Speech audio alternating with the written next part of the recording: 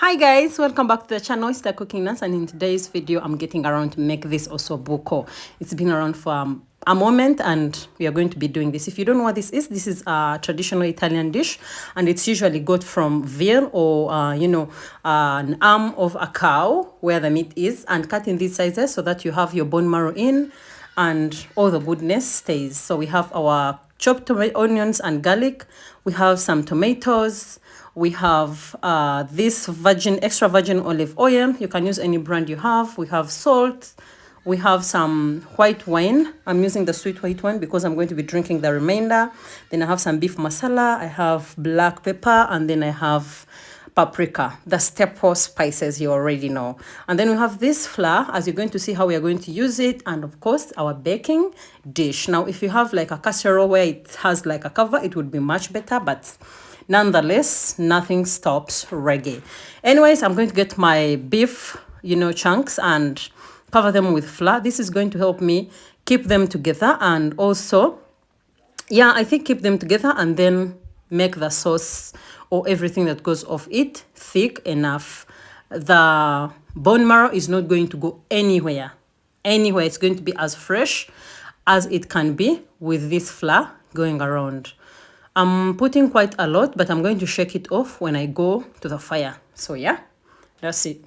You can get these from a special cuts butchery, and they are not so expensive. Got this, I think, at around 11,000. Yeah, but if you went to a high-end hypermarket, you're gonna have to pay for it. Anyways, onto our hot pan, we put the extra virgin olive oil and then put in our meats. We're going to brown them. I forgot to tell you guys before I kept this, because if you follow me on Instagram, you know I bought this about 7 days ago and it's been in the freezer. So before I froze it, I seasoned it with black pepper and salt so that, it goes deep. I prefer keeping my meats like that because, seasoning is everything. So what I'm doing right now is sealing all that flavors and everything, and keep it intact the way I like it. So I'm going to keep on turning until all the meat is brown and firm. Yeah, I don't know if I'm making sense. Brown on all sides and firm. Also take this opportunity to subscribe.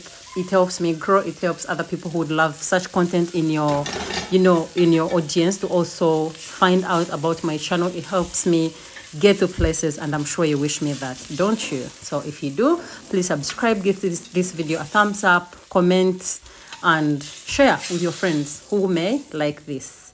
We are using our own ingredients which are readily available.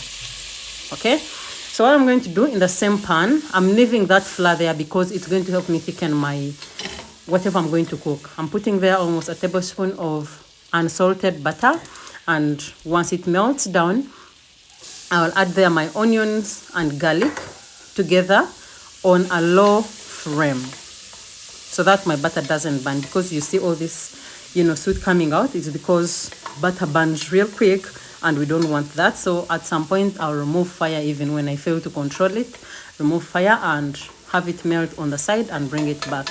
So I'm going to fry my onions in this mixture until they are translucent and fragrant, and then I'll add in my roughly chopped tomatoes. You can use candied tomatoes. You can remove seeds. You can peel your tomatoes if you have a lot of them. But I'm doing this because when you have this finer texture, for me, it does not give me this other texture that I want. So I want it a little bit rough, as you're going to see. And now we are going to go in with our spices, the staple ones.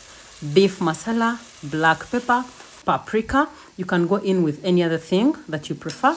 I also added in some beef cubes. These are Reiko beef cubes for some flavor and some seasoning also. So what I'm doing now is get the bigger part of a cooking stick and mash these ones. I don't want them like finely done, because otherwise I would have blended. Y'all know I got some fine blender, yeah? But I'm doing this because I want the tomatoes to be a little bit chunky, and when they cook down, they are going to be really nice, trust me. So now I'm going to go in with my white wine, and no, this meal does not get you drunk. Yeah, it doesn't get you drunk. It actually, gives you a rich flavor, rich taste, and you're going to feel like you really treated yourself.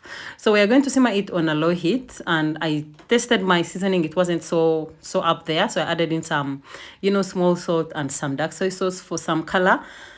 And I'm gonna mix this, simmer for about 20 to 1 minute, 20 seconds, 1 minute, and I'll remove the fire, and I'm good to assemble my OSSO BUCO. Meanwhile, my oven is preheating.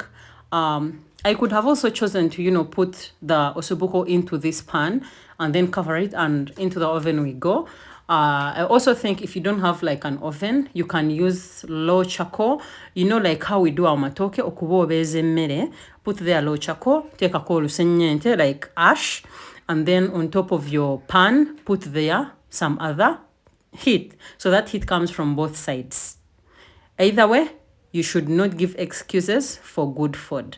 So our sauce is done, and I'm going to pour it all over my meat chunks.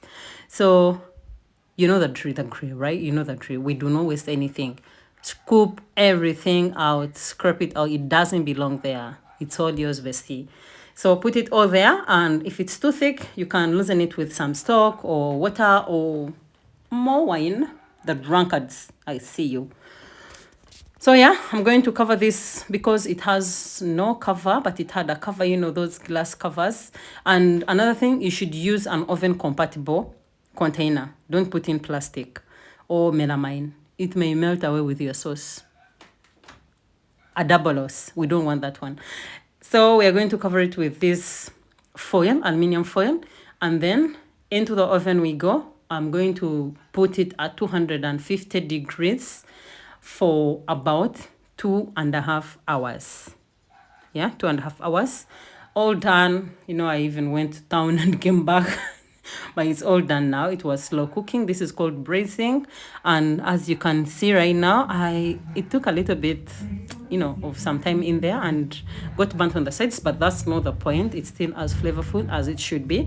And you can use those remaining soups down to make some gravy or some sauces. So as you can see, our meat is almost intact, but still falls off the bone. And the bone marrow, bestie, the bone marrow is still there. So we're going to serve this. You can serve it with maybe mashed potatoes, some pasta, or anything, really, anything. Yeah, the Italians have other ways they serve it, but you know, we are Ugandans. You can even serve it with matoke. By the time I removed it to finish filming, we had already finished lunch, so I'm just showing you how soft it is and how easy it goes off the bone.